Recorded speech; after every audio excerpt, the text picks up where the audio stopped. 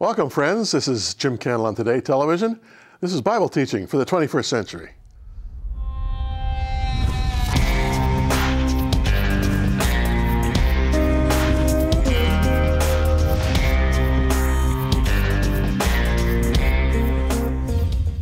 Slowly but surely, friends, we're making our way through the Gospel of Matthew.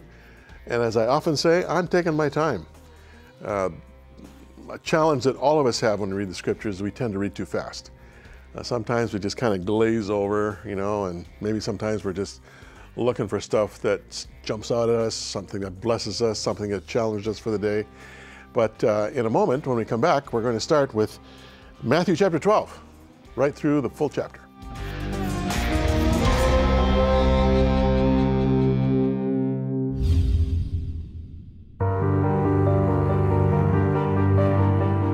Cantelon's Casual Commentary, a companion guide as you study the Gospel of Matthew, along with your host, Jim Cantelon.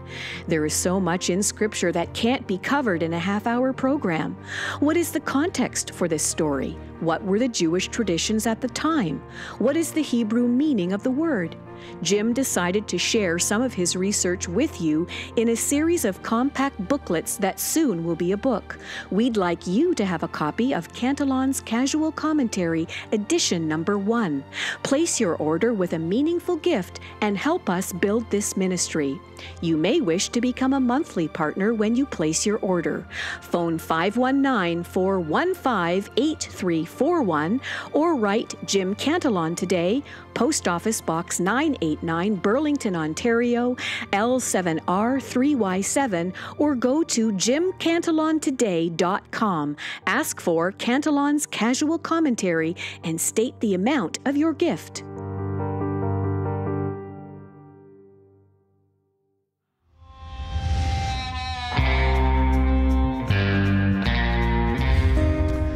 So let's get at it. Matthew chapter 12, and we'll go through the first several verses at least. At that time, Jesus went through the grain fields on the Sabbath, or Shabbat, as we call it in Israel today. His disciples were hungry and began to pluck heads of grain and to eat. And when the Pharisees saw it, they said to him, "Look, your disciples are doing what's not lawful to do on the Sabbath." But he said to them, "Have you not read what David did when he was hungry? He and those who were with him, how he entered the house of God, ate the showbread, which was not lawful for him to eat, nor for those who were with him, but only for the priests? Or have you not read in the law that on the Sabbath the priests in the temple profane the Sabbath and are blameless? Yet I say to you that in this place there is one greater than the temple. But if you had known what this means, I desire mercy and not sacrifice, you would not have condemned the guiltless. For the Son of Man is Lord even of the Sabbath." This is the beginning of a series of disputes and kind of interludes here in chapter 12 of Matthew. And the first is in the first 14 verses where essentially we're talking about Jesus, Lord of the Sabbath, Lord of the Lord's Day. By the way, I should mention to you, just so you're clear, even to this day in Israel, when I lived there for the 7 years that my wife and I lived there with our 3 kids, planting King of Kings Church, it took us a while in the initial months to get adjusted to the Sabbath day being on a Saturday. The reason it's on a Saturday is because it's the day, the 7th, day Shabbat. Yom Rishon, which means day the first, is Sunday. And so even though over hundreds of years of Christian tradition, Sunday has been seen as the Sabbath for Christians, really Shabbat was then and still is to this day in Israel at least the 7th day Saturday.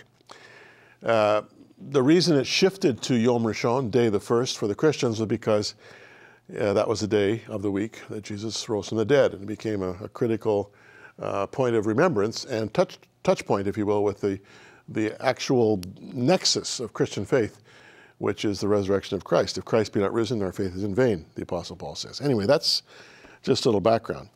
So what's happening here is they're walking somewhere, and of course they walked everywhere. It's something that we forget. You read the Bible, and in verse 2, Jesus is somewhere, and then verse 6, he's somewhere else. And you just it's kind of like watching TV. You just go from scene to scene and you figure there's no interlude or in-between time. Well, there was lots of in-between time. Walking time. In fact, there are instances here in the scripture where Jesus has got to walk 4 or 5 days to get from one place to the next, because you don't get a long way in a very mountainous topography, in a lot of heat with not a lot of water. So anyway, Jesus and the disciples are walking, and they're hungry. And so they're walking through a grain field, and they, obviously the grain was ripe, and they're able to put their hand around the stalks of wheat and just pull it up like that. And as they pull it up, the rough kernels separate from the stalk, and then you've got a handful of kernels, and you kind of flick away the chaff, and then you eat the grain. And I've done this myself growing up in Saskatchewan and Alberta. I've done it many times, and you got to have tough teeth to do that, because those grains of wheat are it's like chewing on raw rice. It just nearly cracks your teeth. But there is a nutrient factor there, and the disciples obviously hadn't eaten for a while, so that's what they're doing. They take off the grain, they rub it in their hands, blow away the chaff, left with the little kernels, pop it in their mouth. That's what they're doing.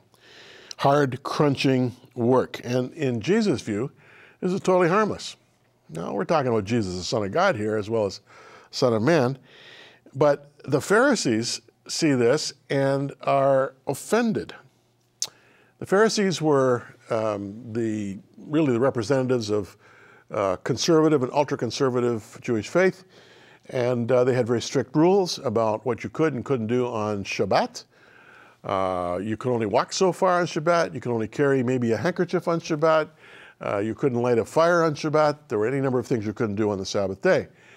And so they were looking for any reason, to accuse Jesus, because Jesus was becoming an increasing burden for them. He was becoming, in their view, the leader of a popular uprising. They were nervous politically because the Romans might find offense in Jesus and push down on all of them.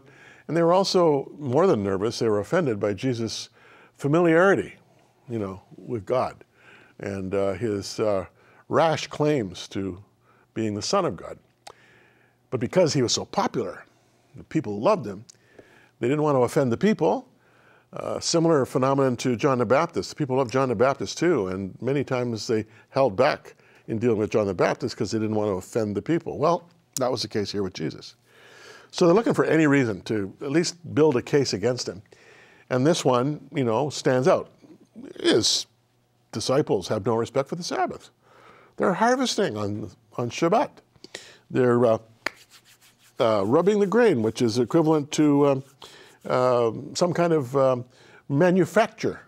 Definitely it's work, and so they found fault in those terms. So Jesus says, well, you've read in your own scriptures, our own scriptures, because Jesus was Jewish, what David did. David was on the run from King Saul.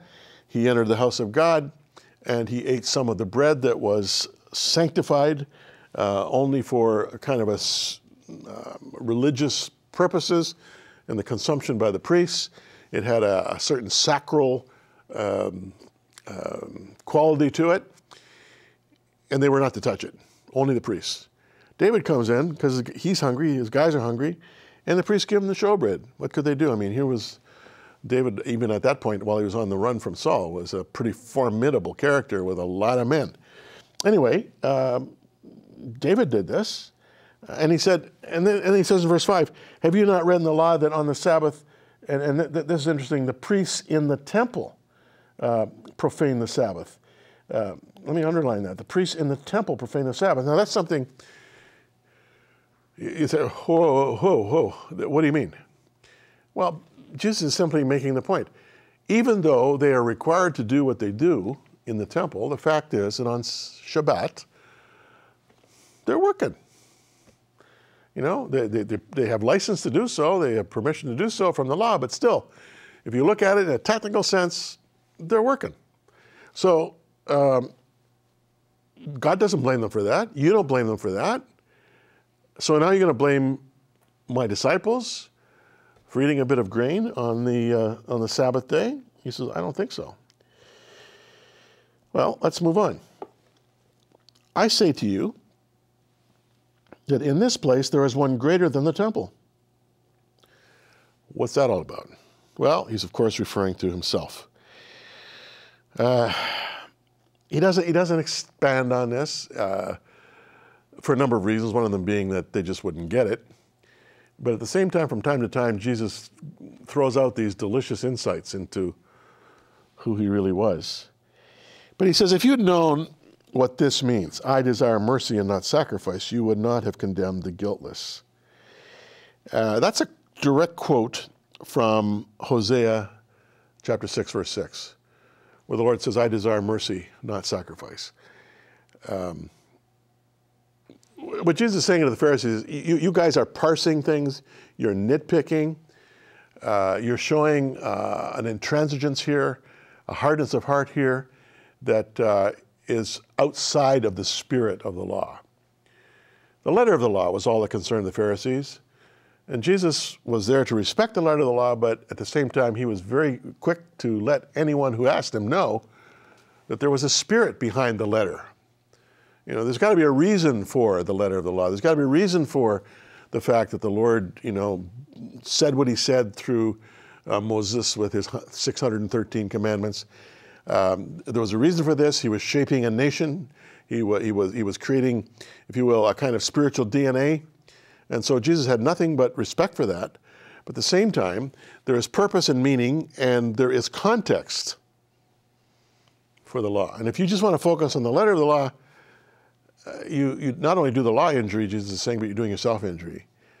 And here, in condemning my disciples, Jesus is saying, you are showing an intransigence and a hardness of heart, a nastiness of spirit that is inappropriate and not commendable. Mercy trumps sacrifice. Now, there's a very profound principle here. One of the biggest challenges that we have as believers is that we feel that somehow, some way, we've got to act in a way worthy of our salvation, in the sense that we are somehow becoming co-salvationists in the process. We are earning our salvation through our good works. This is not to diss good works for a moment. Good works should spring out as fruit of what's going on in the inside. However, if we think that somehow through our sacrificial lifestyle, or through our self-discipline, or through our good works, we are earning God's favor, then we are in error. Not to diss any of that, but to say that ultimately, if you're confronted with a situation where there is profound and deep human need, and you approach it with your legalistic lens and see it only through the lens of your strict interpretation of God's ways, if that's your approach, then you're going to miss the point. When you encounter someone who is in need, you're to be moved with compassion. In fact, Jesus modeled this. I mean, time and again, you see him, whether he's healing a blind man or raising the only son of a widow out in the villages, whatever. You see, and moved with compassion he. Often because of tiredness, Jesus just wanted to escape the crowd, but compassion. One time he was just getting out of Jericho. You're so glad to get out of Jericho. And suddenly he hears these two guys at the top of their lungs saying, Jesus, thou son of David, have mercy on us. And, Jesus is wanting to escape, but at the same time he hears these desperate pleas. And with compassion, he stops and turns and heals these two blind guys, and then carries on. Mercy trumps sacrifice. You got to have the right attitude. You got to have the right spiritual bent, if you will. That merciful DNA needs to be there in your heart. Okay? For the Son of Man is Lord even of the Sabbath. Here he comes back to the one greater than the temple. Now he's saying Son of Man is even greater, is Lord even of the Sabbath. Jesus doesn't spend a lot of time with the general crowd and with the Pharisees talking about his spiritual status as Son of God. In fact, many times he says to the everyday people out there, please let's not talk about Messiah here. Let's just carry on. Sometimes he'd heal people and say, don't tell anybody about this. Just keep it between us. He didn't want to make a big deal about his messiahship, if you will. But from time to time, it comes through. And what he's saying here is, not only does mercy trump sacrifice, but you need to know that I, as the Son of Man, am the Lord of the Sabbath, and what I do and what I say on the Sabbath takes priority over everything else. I think this went right over the top of the head of the Pharisees. They didn't quite get what he was saying, but nevertheless, he said it. Now, he departs from there. He goes into a synagogue. And behold, there was a man who had a withered hand. They asked him, saying, is it lawful to heal on the Sabbath? Again, this Sabbath controversy won't go away. Now they're trying to trap him again because they wanted to accuse him. He says to them, what man is there among you who has one sheep, and if it falls into a pit on the Sabbath, will not lay hold of it and lift it out? Of how much more value then is a man than a sheep? Therefore, it's lawful to do good on the Sabbath. Then he said to the man, stretch out your hand. He stretched it out. It was restored as whole as the other. Then the Pharisees went out, plotted against him, how they might destroy him. This man with a withered hand could have had it for his whole life. He may have been born with it. Useless, unable to do anything with it. The Pharisees try to trap him, and Jesus says, look, if you have a sheep that falls in the pit, you'll pick it out, right? Well, this guy is more important than your sheep. I'm going to heal him, and don't you rebuke me, because you'll be a hypocrite if you do. But what I find interesting about this, he says to a guy who's never stretched his hand out, stretch it out. The Bible doesn't say Jesus reached and pulled his hand out. It doesn't say he even touched him. He says, stretch out your hand. This meant that this guy had to go through some kind of a process in his brain and in his spirit where he chose to do something that was impossible for him to do. He'd never stretched it out, ever. Jesus required some faith on this guy's part. It'd be interesting, to have done a brain scan at that moment in time to see what's going on in there, what neurons are firing. But somehow, because of his faith in Jesus, he takes his hand that he's never been able to move, and he moves it, stretches it out. I like to think he stretched it out and shook Jesus' hand. Who knows? Jesus is in your face about this. The Pharisees trying to nail him.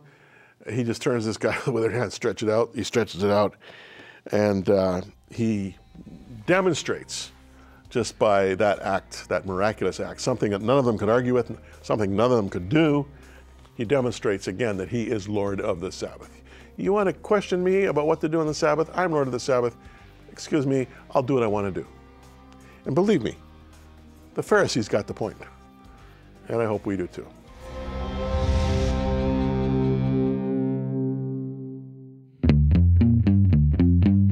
The work of the Word of God is stunningly remarkable. We must understand that God has placed His life codes of salvation and healing in the books of Matthew, Mark, Luke, and John. Jim Cantelon is focused on the messages that God has communicated through the Bible to you and me. Today, it's more important for us now that we learn what God is saying to us. God has placed us here now to be examples and to share the good news of His work with the world today. If you've heard the Divine Mind speak to you through this program, then God has worked in amazing ways to reveal His Word. Remember that this program has cost, and we have been faithful to God to bring this program to you. If you want to give an offering in any amount, we would appreciate it. Send to Jim Cantelon today, P.O. Box 989, Burlington, Ontario, L7R 3Y7. Or call us at 519-415-8341. Or simply visit jimcantelontoday.com.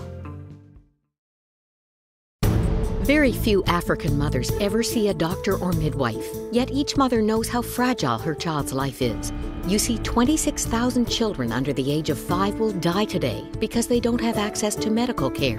Your gift of $260, just $22 every month, helps stock a mobile clinic and train healthcare workers to care for young mothers and their children during pregnancy and preschool years. Join WOW Mother Care now. Protect the life of a mother and her child. I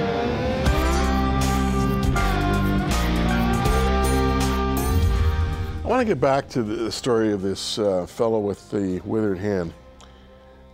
And Jesus says, stretch out your hand. I've made the point already that this is something he'd never done. And so it took a huge amount of faith on his part to stretch it out. I mean, you know, they talk about muscle memory. This is when you're watching any sports event, say like the Olympics or professional football or hockey or gymnastics or anything that requires a lot of physicality. You know that when you say you watch a 4 or 5 minute routine in figure skating, that represents maybe 5, 6, 10,000 hours of practice. And the point of the practice isn't not just learning how to do what they're doing. They learn how to do those things fairly quickly. The practice is to train the muscles to the point where you can do all of those things without thinking about it. It's muscle memory. It's just, there it is. You know, you can do it and your brain can be in neutral. Muscle memory is critical. I mean, I'm a very lousy golfer, but when anytime I do hit a good shot, you know, it goes back years and years and years back when I was younger, when I was maybe a little bit better than I am now. But there's muscle memory there, and occasionally that muscle memory overtakes my latter-day inabilities. This guy had no muscle memory. None. So for his brain, if you will, to command in response to Jesus, the muscles in his arm to do this, impossibility. Can you relate to this? You know, you may be in a situation, maybe you've been in this situation your whole life. Maybe your life began at your earliest remembrance in emotional and physical abuse. Maybe you were abandoned by your parents. Maybe you grew up in 15 or 20 foster homes. Or maybe some other kind of tragedy or trauma struck you at a formative time in your life. And from that point to this point, you are, if not physically, you're emotionally withered. And there's no muscle memory there of how to act or think or believe in any other way. You could be in that position. I think the thing to keep in mind here is that even though this guy with a withered hand, arm, didn't have the muscle memory, the muscles were still there. Atrophied, mind you, but still there. And it just required some kind of an electrical impulse, if you will, that came from faith to see some movement. Sometimes that's all that's required, friends, is for us to stretch out in faith. Not in some kind of a weird, you know, name it and claim it way. You know me. I don't live on the fringe of Christianity. I just try to be as biblically sound as I can and as engaged intellectually and morally and spiritually with the Word as possible. And I have a lot to learn and a long way to go. However, I do believe this, that there are moments in our lives when the critical component for us is faith. You know, the Bible says whatever is not in faith is sin. Meaning that you live and you die, I should say you live and you sleep and you die as unto the Lord. You see your life as a gift. You know that you're breathing in and out right now, but you know, the end game is going to happen to all of us at some point, sooner or later. And at that point, we believe with all of our heart that we're going to cross over into the presence of the Lord. And that's what gives hope and meaning to our life here on earth. So whatever is not of faith is sin means simply, as a believer, we live as unto the Lord. And even in the times when it seems that our life is in neutral, we still have that deep resident hope within us that one day we're going to be with the Lord. And we're on the journey, even though we don't feel we're on any journey right now.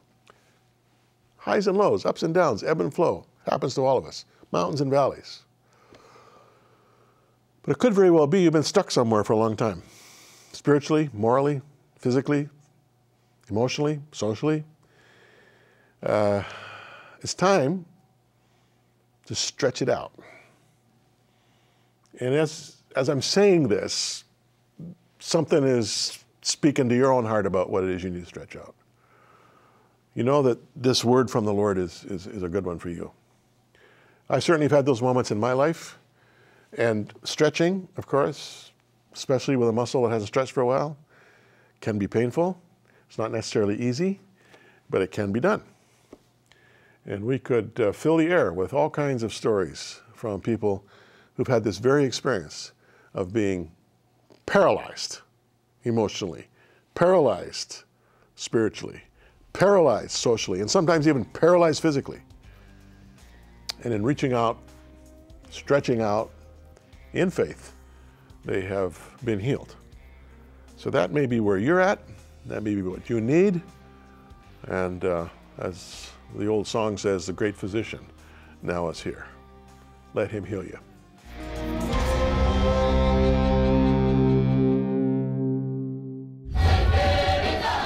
Remote and rural, these children and their families have no access to medical care. There is no clinic nearby. And when a mother is desperate to save her dying child, she will walk for many hours. Sometimes the child doesn't survive. So we go to them. These tables and chairs under the trees look like a gathering, not a medical clinic. But the doctors and nurses are transforming the lives of the children and their families. They provide primary medical care, classes on sanitation, medicines, and a better understanding of HIV and AIDS. Most of all, they bring hope as they diagnose, treat, and educate families. This clinic is a gift from donors that will transform their lives. You can become part of that transformation. Your gift of $25 will provide health care for an entire family. $100 provides care for 6 families. Be a part of real change. Go to wowmission.ca/saveachild.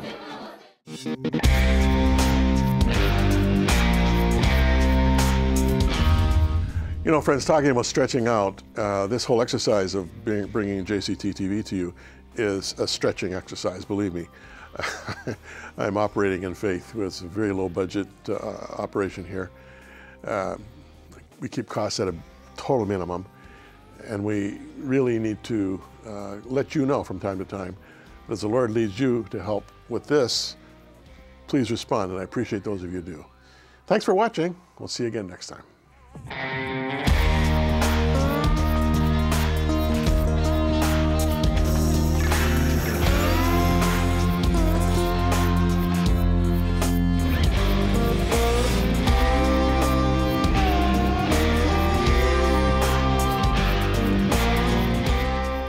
Contact us. Jim Cantelon Today, P.O. Box 989, Burlington, Ontario, L7R 3Y7. If you're sending a check, make it payable to Jim Cantelon Today. Or visit us online at jimcantelontoday.com and click Support.